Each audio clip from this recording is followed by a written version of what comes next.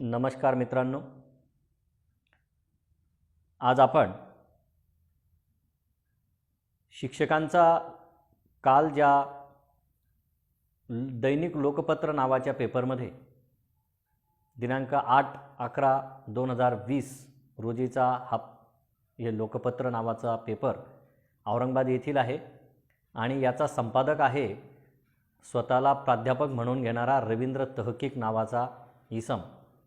आणि या व्यक्तीने अत्यंत घृणास्पद आणि अपमानास्पद अशा पद्धतीची टीका टिप्पणी शिक्षकांबद्दल केली आणि त्यामुळे सबंध महाराष्ट्रभरातून शिक्षकांमध्ये संतापाची लाट उसळली आणि अनेक शिक्षक बंधू भगिनींनी त्या नालायक संपादकाला फोन करून जाब विचारला। मग वरून त्याला झणझणीत अंजनही त्याच्या डोळ्यात घातलं आणि त्याला पुन्हा ज्ञानाचे डोस पाजले आणि त्याला शिकवलं सुद्धा।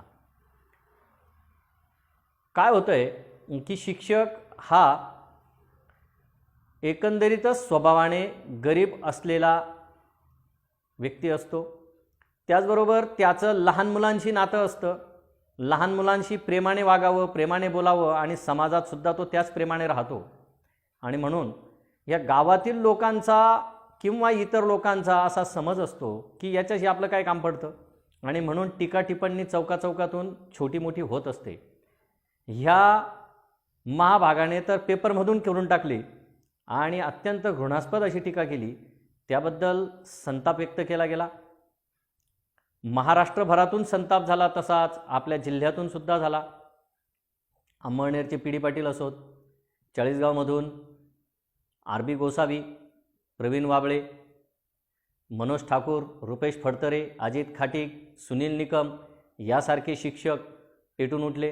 त्याचबरोबर भडगावमध्ये पंकज पवार सर, निलेश पाटील सर, पाचोऱ्यातही शिक्षकांनी या घृणास्पद टीका करणाऱ्या संपादकाच्या पुतळ्याचं प्रतिकात्मक दहन केलं आणि हा वणवा जो आहे हा महाराष्ट्रासोबतच जळगावमध्ये सुद्धा पेटतो आहे। आणि आज दिनांक 9 नोव्हेंबर रोजी आम्ही सर्व शिक्षक चाळीसगाव येथे या व्यक्तीवर गुन्हा दाखल करणार होतो। पण आताच एक क्लिप अशी आली आहे की त्या दैनिकाचे जे मालक आहेत अंकुशराव कदम यांनी शिक्षकांची माफी मागितली। पण ठीक आहे, शिक्षकांची माफी मागितली, पण त्याने स्वतः मागितली पाहिजे, वृत्तपत्रातून त्यांनी दिलं पाहिजे।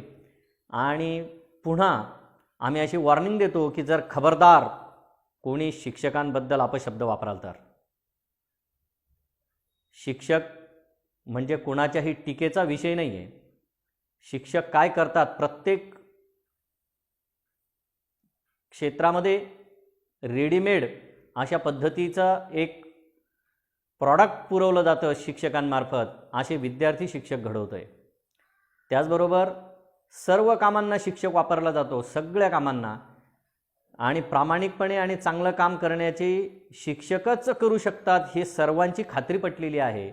आणि असं असताना शिक्षकांबद्दल टीका करून शिक्षकांची मानसिकता खराब करण्याचं जे कोणी नालायक अशा पद्धतीने कटकारस्थान करत असतील तर इथून पुढे खपवून घेतलं जाणार नाही। ज्या पद्धतीने आता मराठा क्रांती मोर्चा निघालेत आणि त्यांनी जागतिक लेव्हलवर एक स्थान मिळवलं की क्रांती मोर्चे कसे असावेत, किती शांततेत आणि सभ्यपणात असावेत, आणि तिथून एक स्लोगन आली, एक मराठा लाख मराठा। तसं आज आम्ही हीच स्लोगन देत आहोत, एक शिक्षक लाख शिक्षक। आमचा लाख मोलाचा शिक्षक आहे, स्वतःची इबरत सांभाळून तो पिढ्या घडवतो आहे, त्याला पिढ्या घडवू द्या।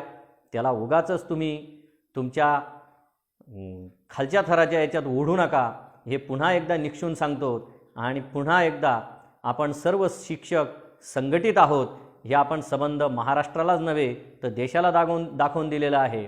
त्यामुळे शिक्षकांनी असं संघटित राहिलं पाहिजे, तेव्हा असे नराधम थांबतील, एवढं बोलतो। आणि हे आव्हानात्मक माझं हे 2 शब्द मी तुषार निकम येथेच थांबवतो। जय हिंद, जय महाराष्ट्र।